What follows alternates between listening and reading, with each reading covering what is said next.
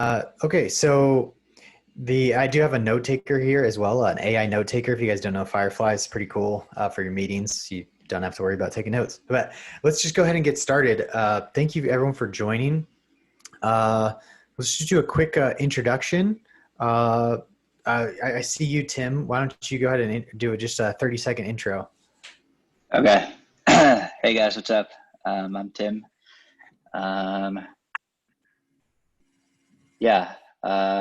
to go back to Chicago. Just working on some proposals and stuff for government contracts for, what do you call it? Like artificial intelligence, R&D stuff. Cool to be here. Nice, thanks. Vivek, why don't you introduce yourself real quick? I'm in Chicago, and my basic interest is in trying to figure out all the mysticism that we used to talk about in India, how to bring the technology and the spirituality together. And that's the only way I can think of to solve the sick care business and make it into a healthcare business. Wow, beautiful, beautiful, love it. Pam, why don't you go next? So 4 more days and I'll be starting my rewirement, which is a word I borrowed from Michael Block's. And so my experience with AI is incredibly limited. The best I can offer is that I've just participated in a project at work to build algorithms to develop ways to forecast differently than the software package that we're using to forecast sales. So not that I did any of that development, but I just worked with the data science team to understand business processes and I guess my observation is, as a data science, you love data, you think data is perfect, and you're wrong. And, and you need to learn that, and you need to have some other perspective, be it a business or healthcare provider or whatever. You need an additional perspective than just the data. So lots of project management background, supply chain background, forecasting background, lots of stuff in my background. Nice. Well, welcome, Pam. You'll introduce a little different perspective to the conversation. And Ricardo, sure. Ricardo, why don't you? I live in Edmonton, Canada, and I am just introducing myself to this community and to this exponential thing. I like to enter the vertical farming thing, but right now I'm just learning. So thank you for letting me in and let me listen to you guys. Awesome. Well, I'll just real quick. I mean, you guys may have read my bio. I'm doing a virtual reality entertainment therapy, trying to create a good strategy for connecting families with VR instead of creating VR. Sometimes it's a separate experience. I'm trying to merge AI, VR, AR for connecting humans together in a positive way. So that is my expertise is in VR. It wasn't a year ago, but now it is my extreme passion and love. So let's tell you I'm also a good tester. Oh, nice. Wonderful. Yeah. And I already ordered 2 Oculus Quest 2s. So I'm pretty excited to start testing those out on couples here. Nice. What is that the platform you're targeting or whatever? Yeah, Quest for sure. I think that's the while I believe in a decentralized future, I think that Facebook has the money to make awesome experiences.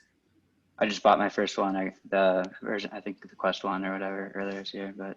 Nice. Yeah, I just ordered one. The Quest 2? Yeah, Quest 2. Nice. I just ordered today, and they said October 12th is when they are releasing. Yeah, should be a pretty incredible little thing because you can't see the pixels anymore. So who has any expertise? Let's see, Tim, you got some expertise in AI. Where do you see AI going from here? And do you have anything as far as VR and AR go, or I'd love to hear a couple minutes from you. Yeah, I mean, I don't really consider myself an expert, but I was a subject matter expert at some event like a few weeks ago, but I don't know, I shy away from that. But I don't know. Yeah, I just kind of follow like OpenAI and what Sam and Elon, they're kind of the thought leaders in the space. They have a pretty good viewpoint on it. But yeah, I was looking at some of the DARPA contracts for meta learning architecture, and they want to, right now, they're trying to understand, what do you call it? Time dimensionality, so that as a system's learning, if it can know at what point during the learning process where like the significant learning occurred, such that it can then optimize it, like, oh, if I go back in time and go to here where I learned a lot real fast, and maybe like search around that space. So like encoding that in the system. But yeah, where it's going, I don't know, there's some cool stuff with the natural language processing. And then, yeah, there's all like the video cloning and speech cloning that you can do, you know, like, so that's kind of interesting. So, Speech cloning, yeah, that's interesting. NLP, natural language processing. I just got off a phone call talking to Inventa. I guess they pretty much what they do is they allow companies to save money from not having to do chatbot stuff. But anyways, interesting. maybe, yeah, discovery phase of like, okay, what do I want my first product to be? And I'm looking at it through the viewpoint of, okay, where's the revenue coming from? What's the product size or the price point? And so I can effectively, you know, don't waste my time building stuff that nobody wants. Yeah. I think starting with the problem is definitely key. Yeah. Well, kind of. So who here has a AR, has done like an AR thing on their phone? Nobody. Measure. Okay. What was that? The iPhone, it has a measure app. Measure. Yeah, you like scan the object, and then it'll tell you like the length of the object and actual like. I think that's kind of like AR, but I don't know. Cool. Yeah. Yeah. There's a lot of different functions for AR and VR. I think so. Moving forward, one thing really, I think. Well, I want to add the most value to where you guys are in your own journeys. And Vivek, am I saying your name right? Vivek, is that correct? Perfect. Okay. I would like to add value in the spiritual dimension as well, just because I believe strongly in that technology, kind of this merging coalescence, if that's the right word. And so what the future holds is what we create it to be, right? So Vivek, where would you say the key is, where maybe we could go as a race in the next 5 years with AI and VR? I think we can get back to the 60s era when LSD was promising to provide you with the realization at a different level.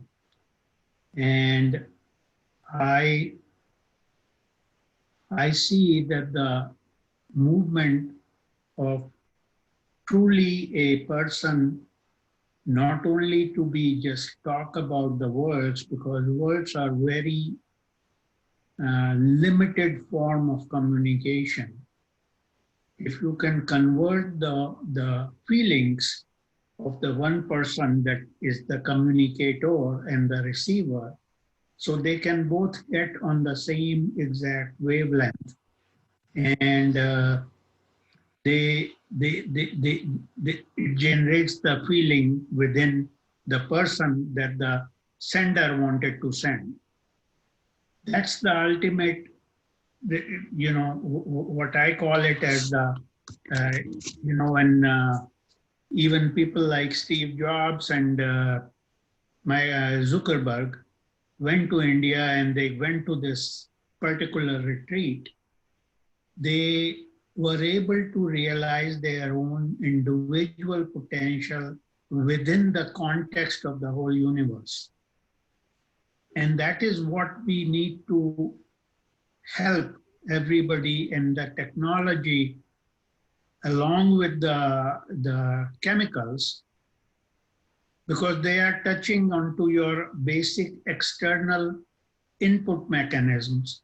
So if we enhance the input and then process it a little bit differently from those sensories, we can provide the people the feeling that they are not just the river that is going into the ocean, they are also the ocean. And the concept of flow really becomes very important in that regard. And that's why I was fascinated by your talk yesterday. And I felt that, I got to order something and see how this thing is going to compete now with the other movement of just going out with the CBD oils, because that thing was banned for 150 years.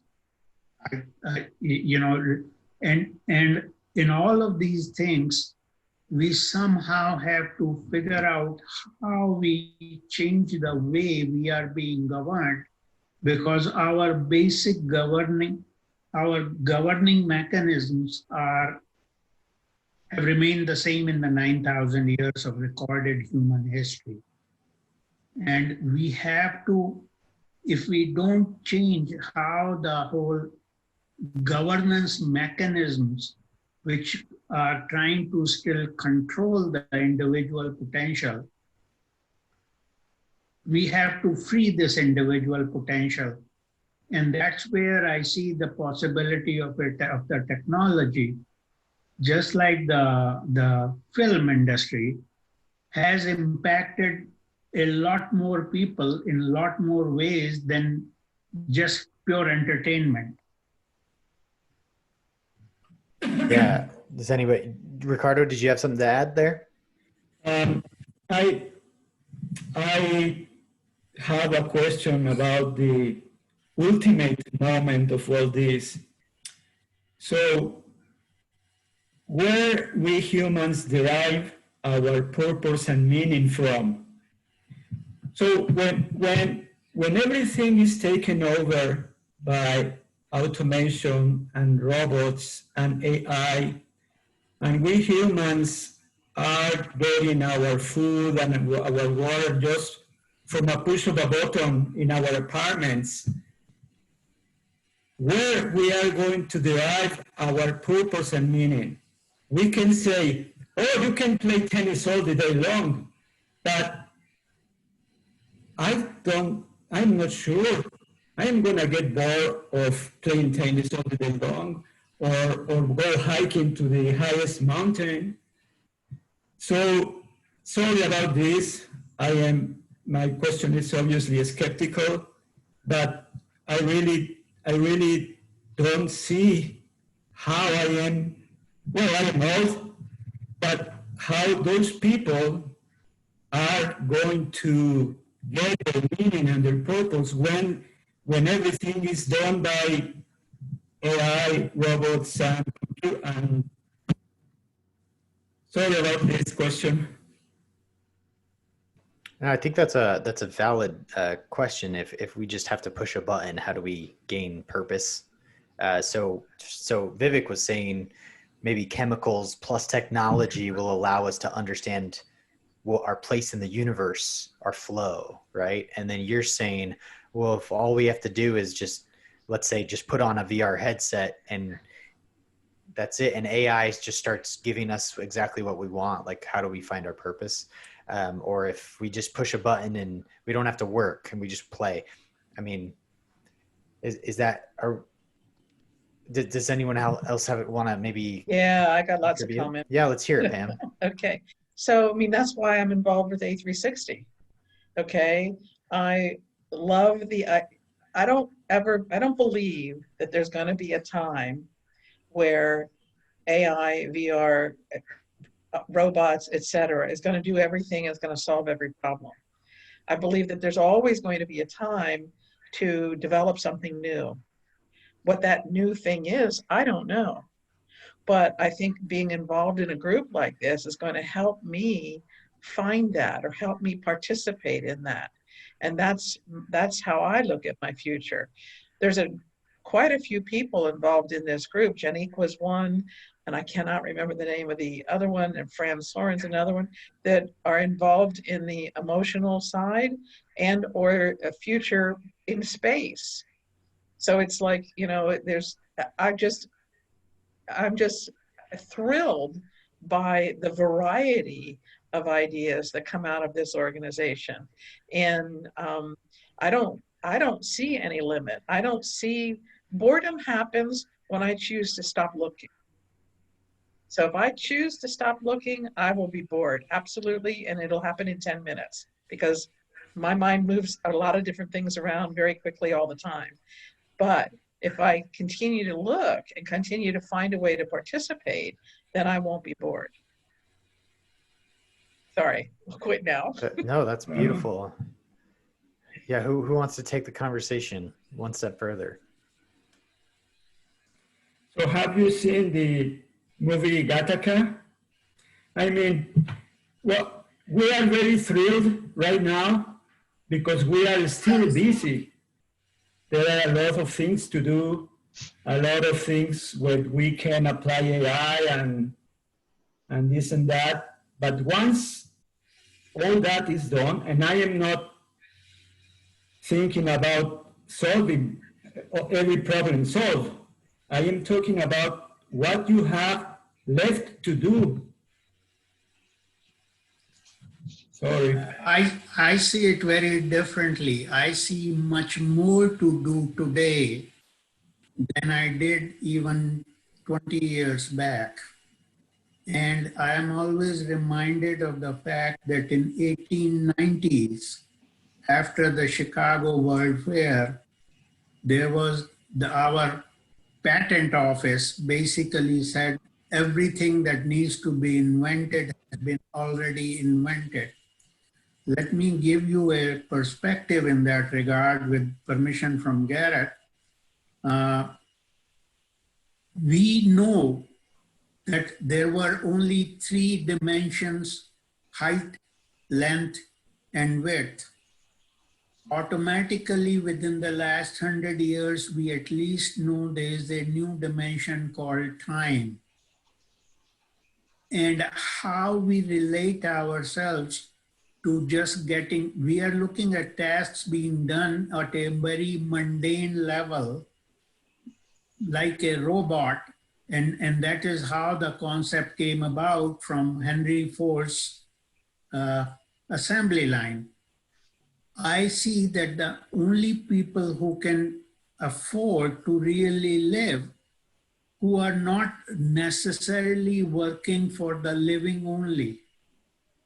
And that's the only time when you can really live and try to answer the fundamental question, who am I? And each one of us, in all probability, would find a different answer rather than the same answer. And that is when you realize what you really are. That has been, whether you believe you are an atheist or a not, you would then realize what potential you have for creativity, because that is a task I don't envision any robot to be ever able to do. So let me give you an example. One day a few years ago, I looked around my apartment and I realized the majority of the artwork I own is watercolor paintings. And as I looked around, I thought, well, I should be able to do that. I hated art in school. I never took an art class that I ever enjoyed. I avoided it. Had I been given a choice between shop and art, I would have picked shop, okay? Not an artist. However, I make my own jewelry, okay? And I decided to teach myself to watercolor. Went out and bought a bunch of books and have learned from people who are painters that I've picked the most difficult medium. I didn't know that. I just chose to start. It's like, you apparently like watercolors. Maybe you should try. So it's your perspective on how you want to get involved in your own world. You know, if you don't have a level, if you don't have a desire to learn more about yourself, if you don't have a desire to do something different, you're going to be stuck in boredom. You're going to be stuck in the push button world. And but if you read, like look at the books behind Vivek, okay? If you read, if you, you know, observe what am I doing that, you know, maybe I should pay attention to, okay? You'll find tons of things to do that a robot won't do the same way you do. Yes, a robot can paint. Will it do it the same way I do? No, but that's why I have artwork from a variety of artists, not just one. And no two paintings, even what you create, are exactly the same. And that's why I always say that the most interesting concept that I learned in all my education was the concept of infinity. And imagine yourself having a plus infinity and a minus infinity at the other end, and there is no such thing as minus infinity, but as a concept, there is a concept of minus infinity. And you connect the two together. That's when your whole potential gets released. And you're absolutely right, because when I go on vacation, I take a bunch of pieces of paper that are roughly 4x6. It's watercolors, so you can't put two paints on the page at the same time, or they will start to blend, unless that's what you want them to do. So I lay out a piece of paper, I start painting the scene I'm on, I set it aside, I pick up another one, do the same kind of background, set it aside. By the time I get through 5 or 6, it's now time to pick up the first one and progress it. And they're never alike. You're absolutely right. Yeah. Didn't move out of my chair, still sitting in exactly the same spot, but none of the pictures look the same.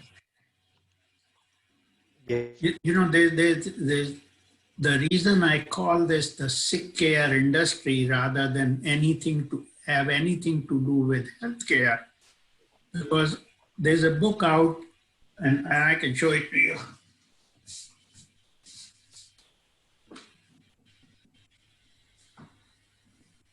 It's called Vibrational Medicine. And just like when Newton gave us whatever he gave us, all the laws, and moved us quantum leap forward, we are now getting into an era when we understand that everything is just energy and mass are exactly convertible into each other. Until we learn how to vibrate ourselves with the universe, we will never feel really healthy. And that's where I see, Garrett, the opportunity to use the VR to help each individual resonate and vibrate for the, you know, I can vibrate with you, and this whole group could be part of the whole creation in a very different manner. Maybe I can introduce you to one of the best experiences I've had in VR, which was mind manifesting. That's what psychedelic is, right? So Trip is one. I wrote a blog post about this other one called Sound Self. And essentially what you do is you vibrate. So you take your mic, or you know, it's fine to do it without a mic, but it's better with a mic. And you essentially vibrate your voice into the mic, and then it picks that up and resonates it back into your audio. And you've got the complete immersive, you're fully present in this experience, and you're watching the audio turn into visuals, and the visuals are kind of doing this thing. I don't think it's working with AI. It's all manual right now, but you're essentially vibrating yourself and a reflection of yourself. So it becomes a psychedelic experience within a few minutes, and you can take it off at any point in time. But the creator calls it a technodelic instead of a psychedelic, because it's technology that's creating this psychedelic experience. And so there's a product take glass vibrational bowls that come in glass or come in metal Yeah. and make that available in a product to be able to go through that same process, because certain sounds have been designated or discovered, or whatever the right verb is, to heal certain things. Right. So there's a product for Tim. Sorry. I mean, that was the whole idea of the mantras in the ancient Indian philosophy. Oh, I'm sorry. what do you call it? Yeah. What are you trying to say? What are you trying to say, Tim? Not interested? No. What was the specification again? Okay, so you need to go online and you need to Google Right. healing sound or crystal bowls, BOWLS. Yeah, I You'll think be Pam, able to I think listen what to some of them. you're trying to give Tim maybe an idea that is outside of his zone of genius there. But I think the idea that Pam, when you get your headset, and Vivek, when you get your headset, and I've got mine, Tim, you've got yours. The idea is that right now we're in Zoom, but and we feel like we're separated by these screens. But as soon as you put on that headset, you're in the same virtual space. You're together, and you're able to create things with technology that were never, like, you can't sing and see your voice, but in VR you can.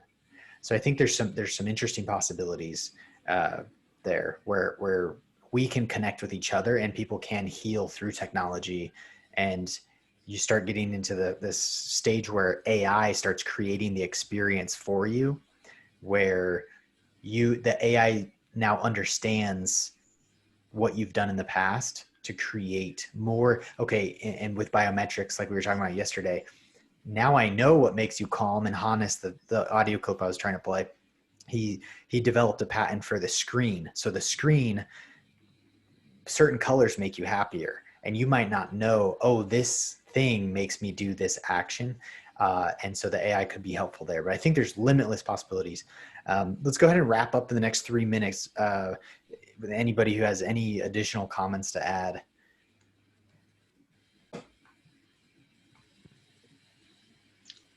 Yeah, Vivek, what kind of other modalities were you thinking of for the communication when you were, trying to convey to somebody their emotions? Were you thinking like some kind of, like, for VR, like haptic or audio visual, or like a little bit of everything?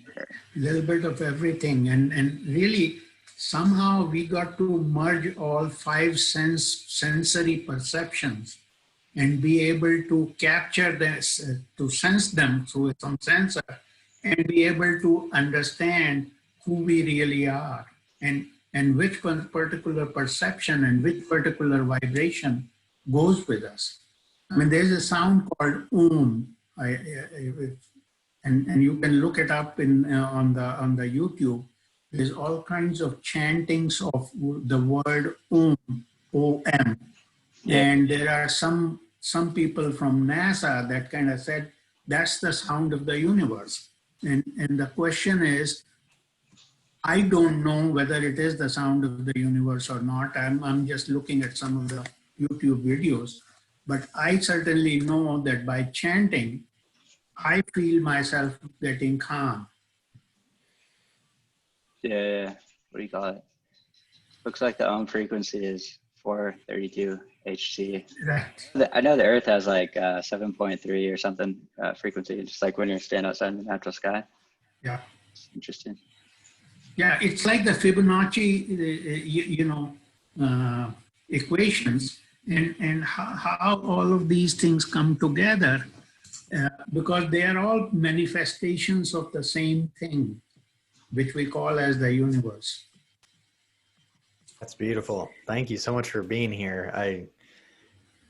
I think everyone here has added a lot of value to this group.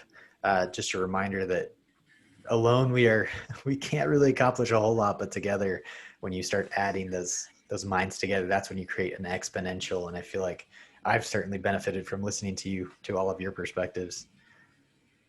Oh, me too. Thank you.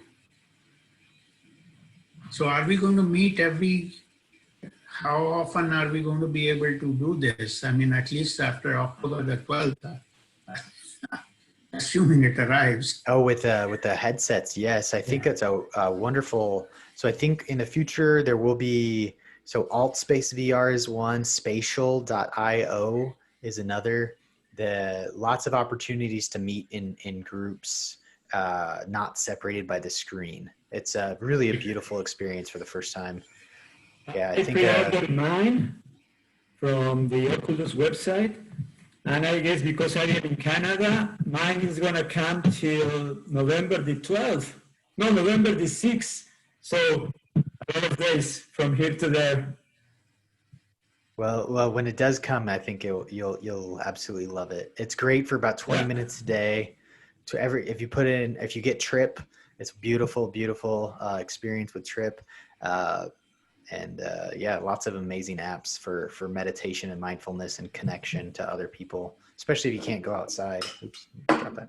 All right, I got to run. Thank you so much, everyone, for coming. Thank you. Thank you. Thank Beautiful, you so much. beautiful teamwork. Yeah, and I can't wait for that. I can't wait for that 60s LSD era to come back. Should be awesome. Good. All right, guys. Thanks so much, everyone. Have a wonderful day. Bye. Enjoy.